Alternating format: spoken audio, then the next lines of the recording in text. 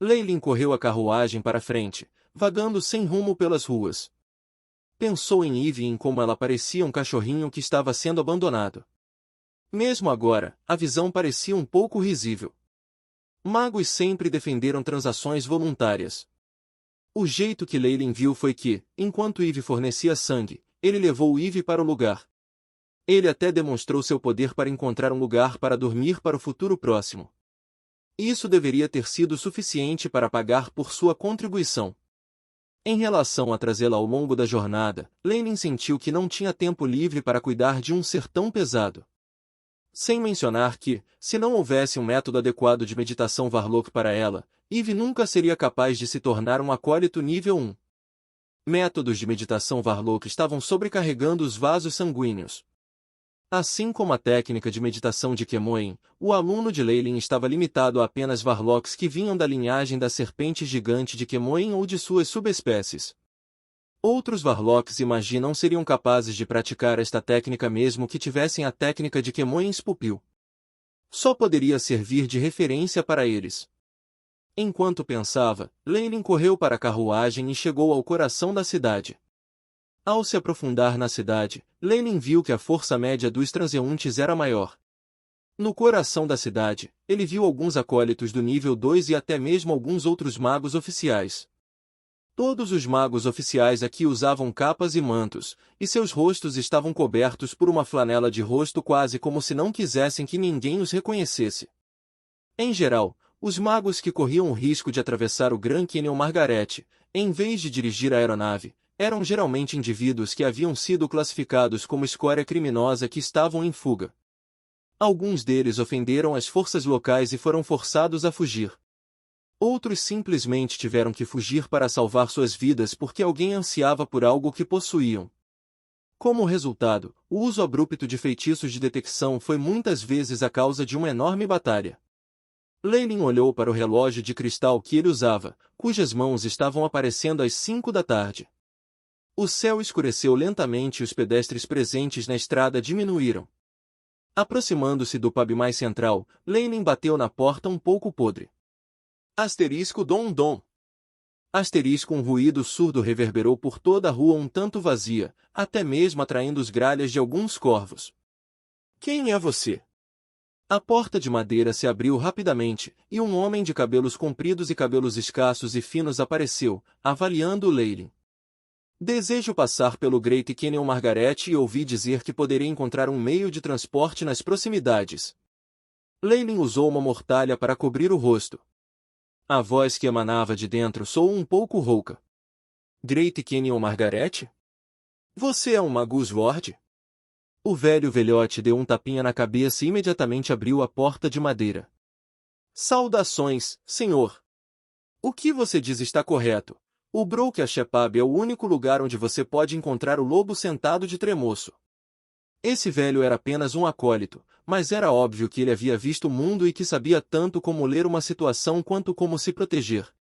Leilin acenou com a cabeça e entrou no Broke Ashepab.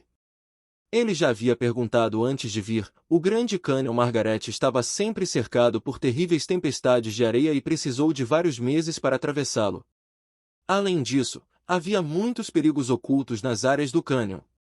Sendo preenchido com pântanos perigosos cheios de insetos venenosos e similares, até mesmo os cavalos não podiam ser usados lá. Até os magos perderam a vida em alguns dos lugares mais perigosos. Assim, formar um grupo e montar o lobo lupino sentado era a única maneira de atravessar a grande garganta Margaret. Este pub em particular estava extremamente quieto, até o ponto de ser um pouco sinistro. Sob a luz fraca, longas cadeiras foram colocadas ao longo de algumas divisões e sofás nos arredores. O pequeno cubículo tinha 3 paredes. Somente o lado de frente para o bar estava escancarado, como se o cubículo fosse um recesso na parede. No salão, vários magos sentavam-se em grupos, bebendo bebidas alcoólicas de cores diferentes de tempos em tempos. Leilin cheirou o aroma e percebeu que o conteúdo alcoólico era extremamente baixo, destinado apenas a ter um sabor bom e não induzir a embriaguez. Os magos do saguão eram em sua maioria acólitos de nível 3. Havia também vários magos oficiais. Leilin se parou na frente de um balcão em forma de ferradura, sentou-se e observou um barman vestindo um terno preto de aparência ocidental. Senhor, você quer umas de beleza da montanha de gelo? Muitos magos adoram esta bebida.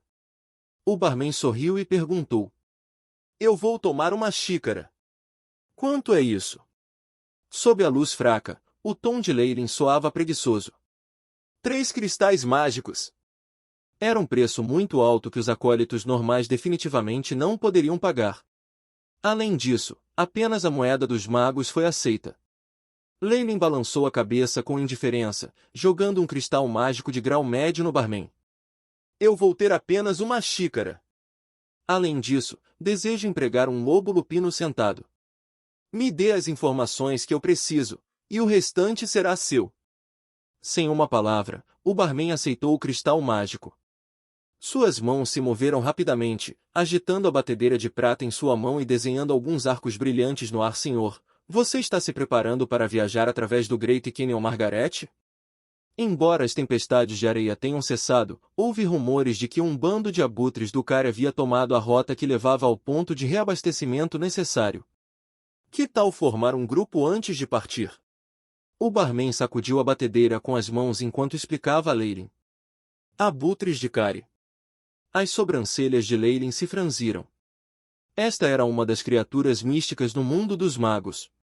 Em seus estágios maduros, um Cari Vulture era comparável a um acólito nível 3. Quanto ao rei Cari Vulture, tinha uma existência equivalente a um rank 1 magus. Se realmente houvesse um grupo de Cari Vultures ocupando a única rota em direção ao cânion que levava ao ponto de abastecimento, o plano de um viajante de cruzar o desfiladeiro seria comprometido. Todas essas coisas que você disse foram contadas por outra pessoa, não?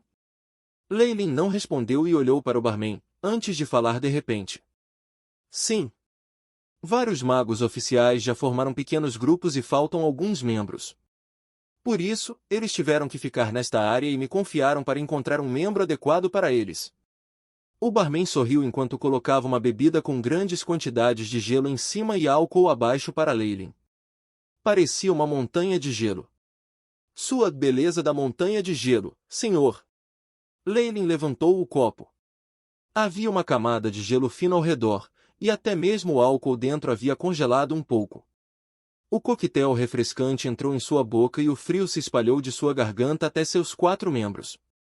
A sensação gelada diminuiu e uma sensação de fogo se seguiu.